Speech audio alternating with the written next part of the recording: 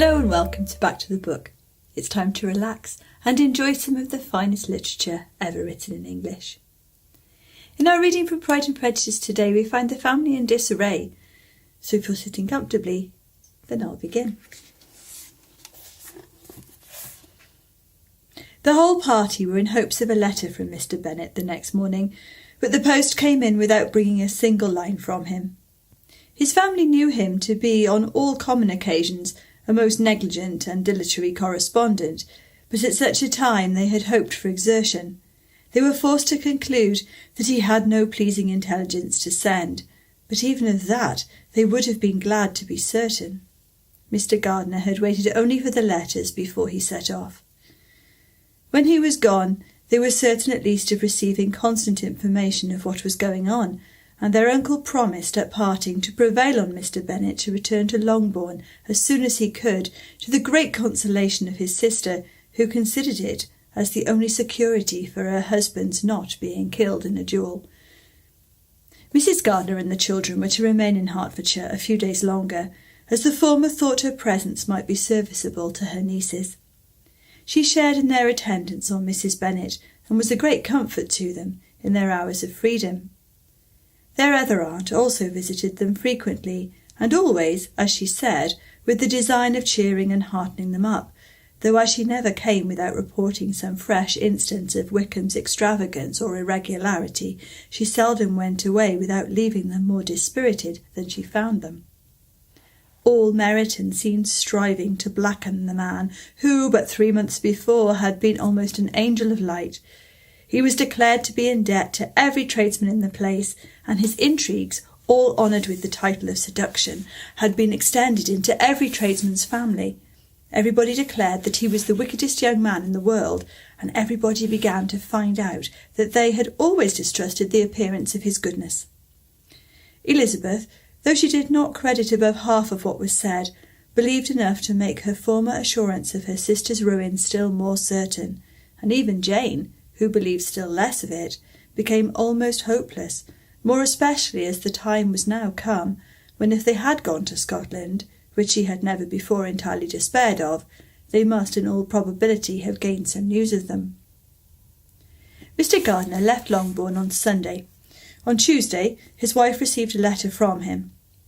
It told them that on his arrival he had immediately found out his brother and persuaded him to come to Gracechurch Street, that Mr. Bennet had been to Epsom and Clapham before his arrival, but without gaining any satisfactory information, and that he was now determined to inquire at all the principal hotels in town, as Mr. Bennet thought it possible they might have gone to one of them on their first coming to London before they procured lodgings.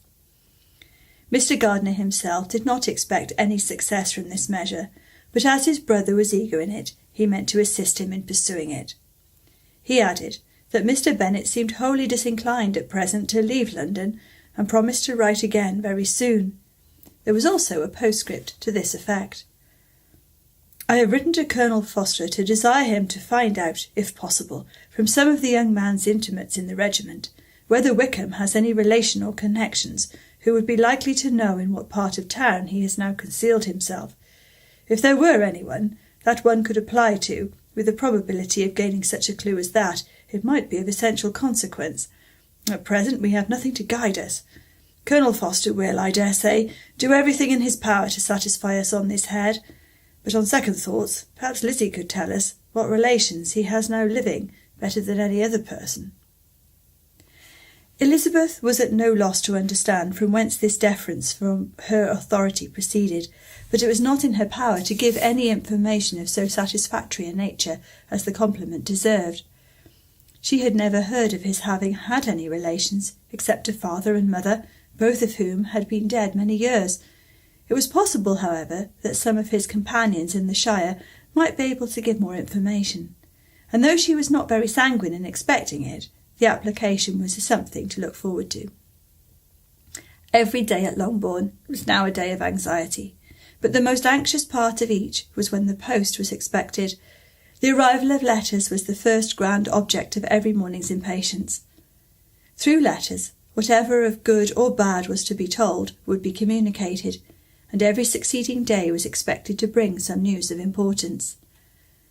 But before they heard again from Mr. Gardiner, a letter arrived for their father from a different quarter, from Mr. Collins, which, as Jane had received directions to open all that came for him in his absence, she accordingly read, and Elizabeth, who knew what curiosities his letters always were, looked over her and read it likewise. It was as follows.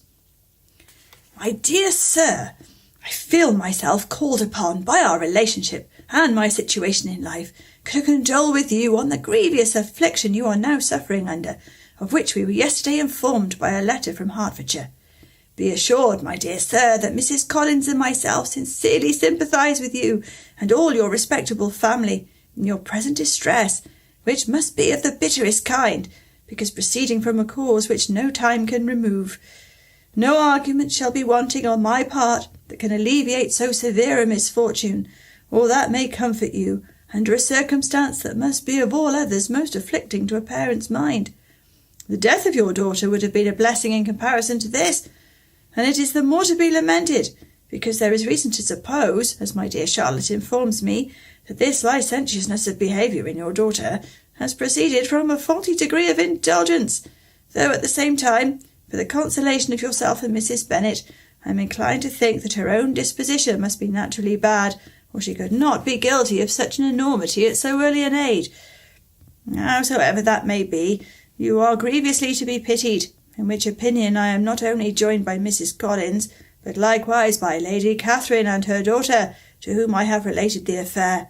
They agree with me in apprehending that this false step in one daughter will be injurious to the fortunes of all the others, for who, as Lady Catherine herself condescendingly says, will connect themselves with such a family.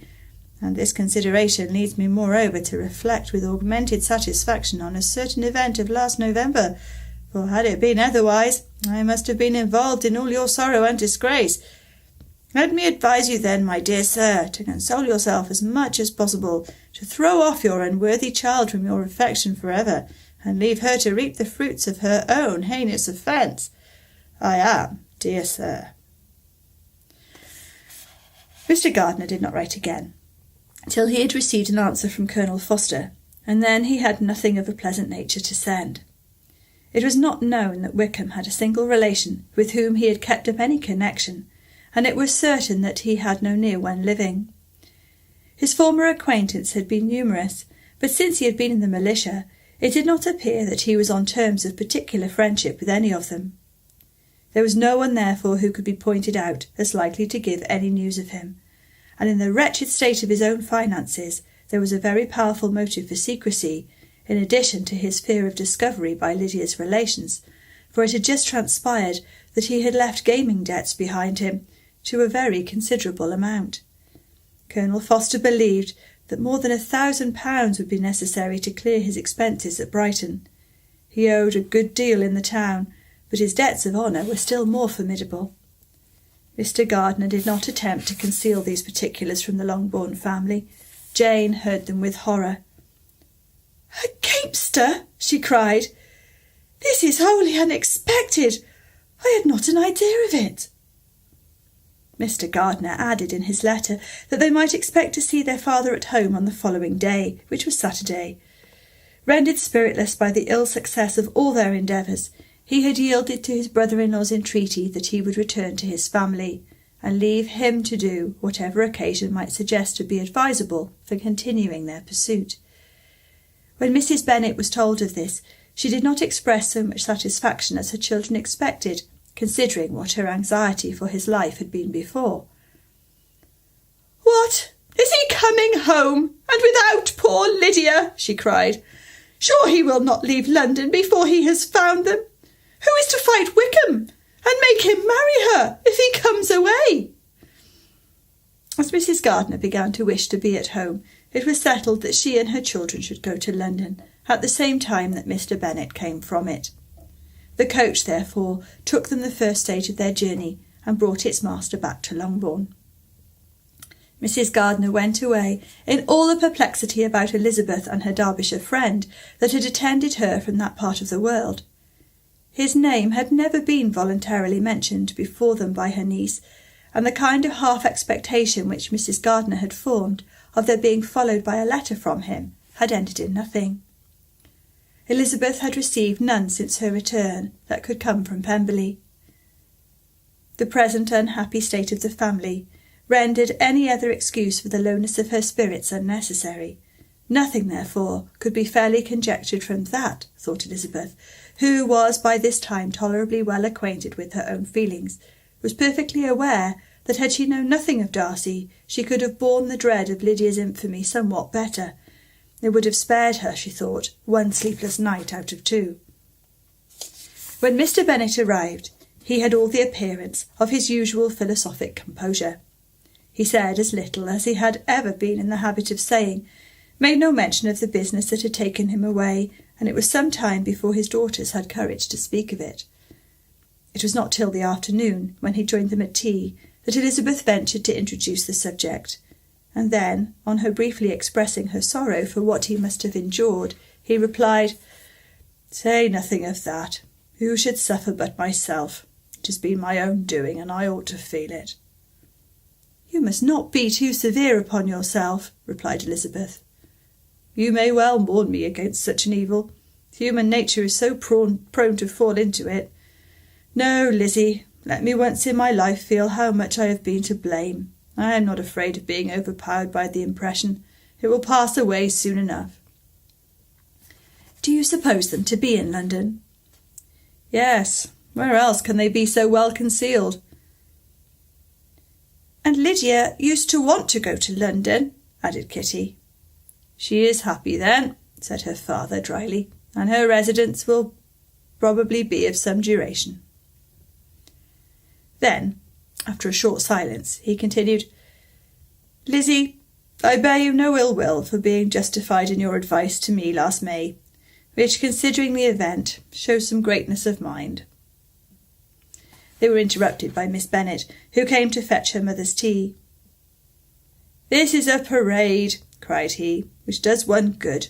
It gives such an elegance to misfortune. Another day I will do the same. I will sit in my library, in my nightcap and powdering gown, and give as much trouble as I can, or perhaps I may defer it till Kitty runs away." "I am not going to run away, papa," said Kitty fretfully. "If I should ever go to Brighton, I would behave better than Lydia." "You go to Brighton? I would not trust you so near as to Eastbourne for £50. No, Kitty, I have at last learnt to be cautious, and you will feel the effects of it. No officer is ever to enter my house again, or even to pass through the village. Balls will be absolutely prohibited, unless you stand up with one of your sisters, and you are never to stir out of doors till you can prove that you have spent 10 minutes of every day in a rational manner." Kitty, who took all these threats in a serious light, began to cry. "Well, well," said he, "do not make yourself unhappy. If you are a good girl for the next 10 years, I will take you to a review at the end of them." 2 days after Mr. Bennet's return, as Jane and Elizabeth were walking together in the shrubbery behind the house, they saw the housekeeper coming towards them, and concluding that she came to call them to their mother, went forward to meet her. But instead of the expected summons, when they approached her, she said to Miss Bennet, "I beg your pardon, madam, for interrupting you, but I was in hopes you might have got some good news from town, so I took the liberty of coming to ask." "What do you mean, Hill? We have heard nothing from town." "Dear madam," cried Mrs. Hill, in great astonishment, "don't you know there is an express come for master from Mr. Gardiner? He has been here this half-hour, and master has had a letter." Away ran the girls, too eager to get in to have time for speech. They ran through the vestibule into the breakfast-room, from thence to the library. Their father was in neither, and they were on the point of seeking him upstairs with their mother, when they were met by the butler, who said, "If you are looking for my master, ma'am, he is walking towards the little copse." Upon this information, they instantly passed through the hall once more, and ran across the lawn after their father, who was deliberately pursuing his way towards a small wood on one side of the paddock. Jane, who was not so light, nor so much in the habit of running as Elizabeth, soon lagged behind, while her sister, panting for breath, came up with him, and eagerly cried out, "Oh, papa, what news? What news have you heard from my uncle?" "Yes, I have had a letter from him by express." "Well, and what news does it bring, good or bad?" "What is there of good to be expected?" said he, taking the letter from his pocket, "but perhaps you would like to read it." Elizabeth impatiently caught it from his hand. Jane now came up.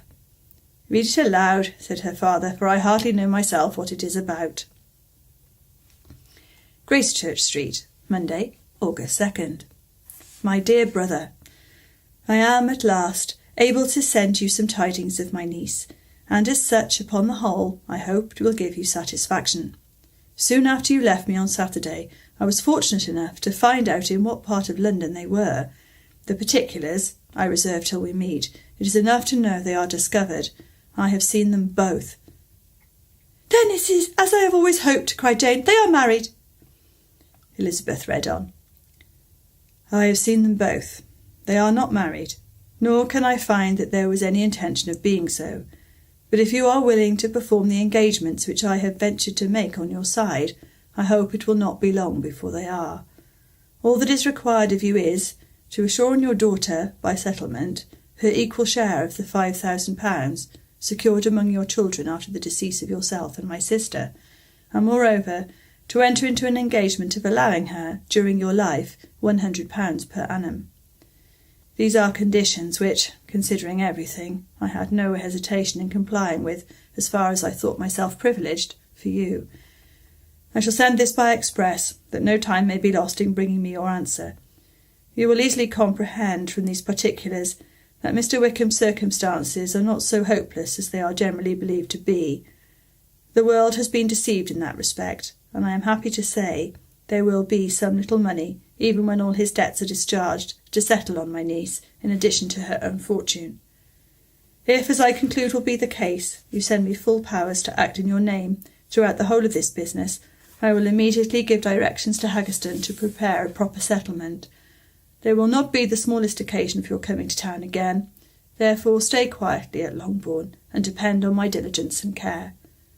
Send back your answer as soon as you can, and be careful to write explicitly.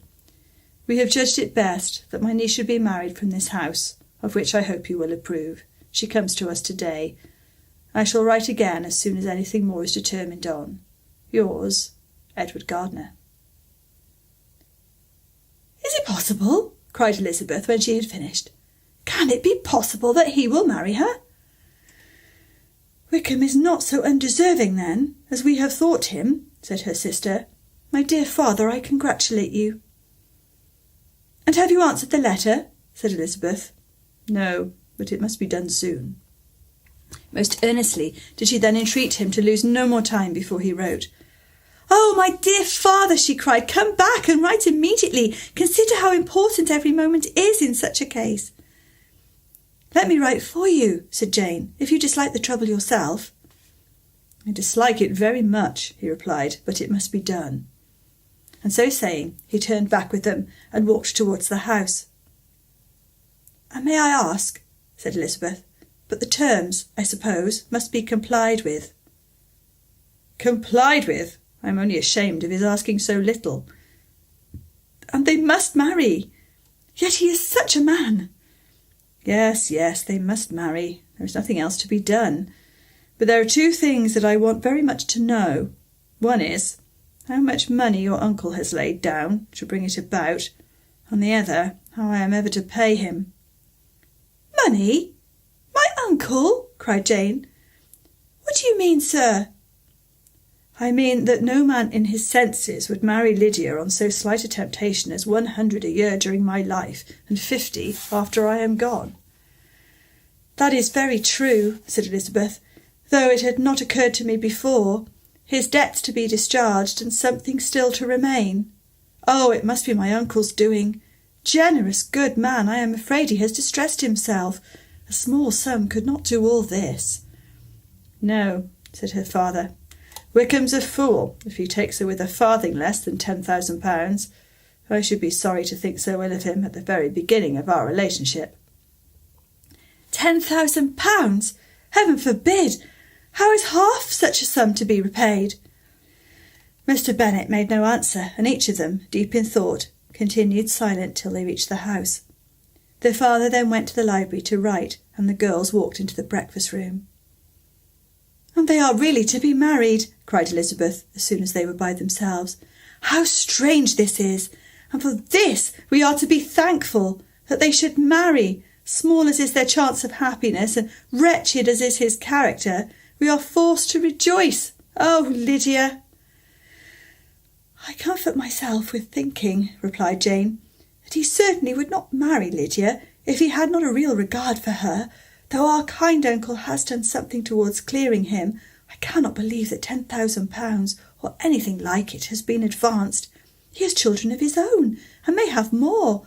How could he spare half £10,000?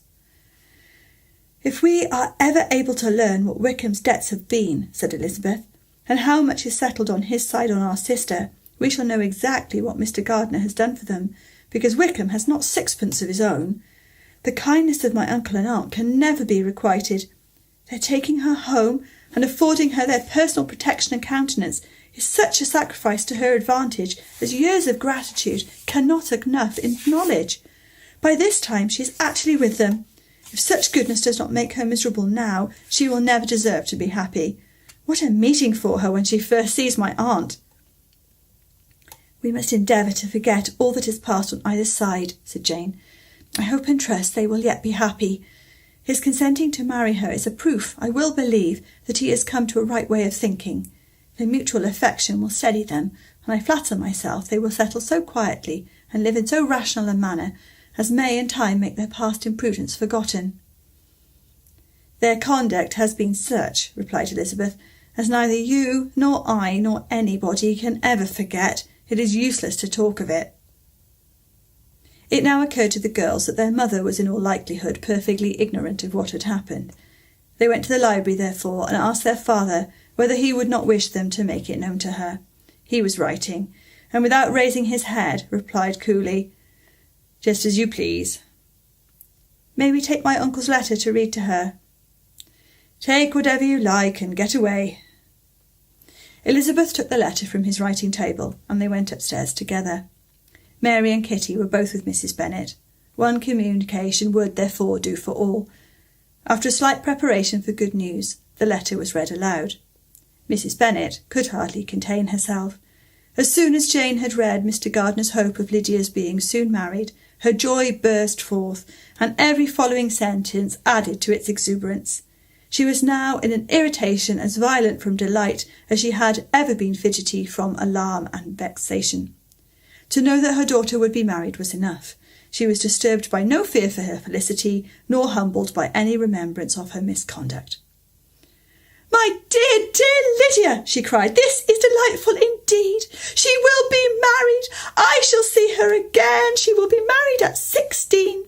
My good, kind brother, I knew how it would be. I knew he would manage everything. How I long to see her, and to see dear Wickham too. But the clothes, the wedding clothes! I will write to my sister Gardiner about them directly. Lizzie, my dear, run down to your father and ask him how much he will give her. Stay, I will go myself. Ring the bell, Kitty, for Hill. I will put on my things in a moment. My dear, dear Lydia, how merry we shall all be together when we meet." Her eldest daughter endeavoured to give her some relief to the violence of these transports by leading her thoughts to the obligations which Mr. Gardiner's behaviour laid them all under. "For we must attribute this happy conclusion," she added, "in a great measure to his kindness. We are persuaded that he has pledged himself to assist Mr. Wickham with money." "Well," cried her mother, "it is all very right. Who should do it but her own uncle?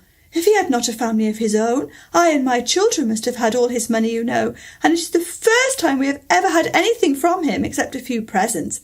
Well, I am so happy. In a short time I shall have a daughter married. Mrs. Wickham, how well it sounds, and she was only 16 last June. My dear Jane, I am in such a flutter that I'm sure I can't write, so I will dictate and you will write for me. We will settle with your father about the money afterwards, but the things should be ordered immediately." She then proceeded to all the particulars of calico, muslin, and cambric, and would shortly have dictated some very plentiful orders, had not Jane, though with some difficulty, persuaded her to wait till her father was at leisure to be consulted. One day's delay, she observed, would be of small importance, and her mother was too happy to be quite so obstinate as usual. Other schemes, too, came into her head. "I will go to Meryton," she said, "as soon as I am dressed, and tell the good news to my sister Phillips, and as I come back I can call on Lady Lucas and Mrs. Long. Kitty, run down and order the carriage. An airing would do me a great deal of good, I am sure. Girls, can I get anything for you in Meryton? Oh, here comes Hill. My dear Hill, have you heard the good news? Miss Lydia is going to be married, and you shall all have a bowl of punch to make merry at her wedding." Mrs. Hill began instantly to express her joy. Elizabeth received her congratulations among the rest, and then, sick of this folly, took refuge in her own room, that she might think with freedom. Poor Lydia's situation must at best be bad enough, but that it was no worse she had need to be thankful. She felt it so, and though, in looking forward, neither rational happiness nor worldly prosperity could be justly expected for her sister, in looking back to what they had feared only 2 hours ago, she felt all the advantages of what they had gained. Thank you for listening. Don't forget to subscribe to the channel if you want to keep up with the latest from Back to the Book, and I look forward to seeing you next time. Goodbye.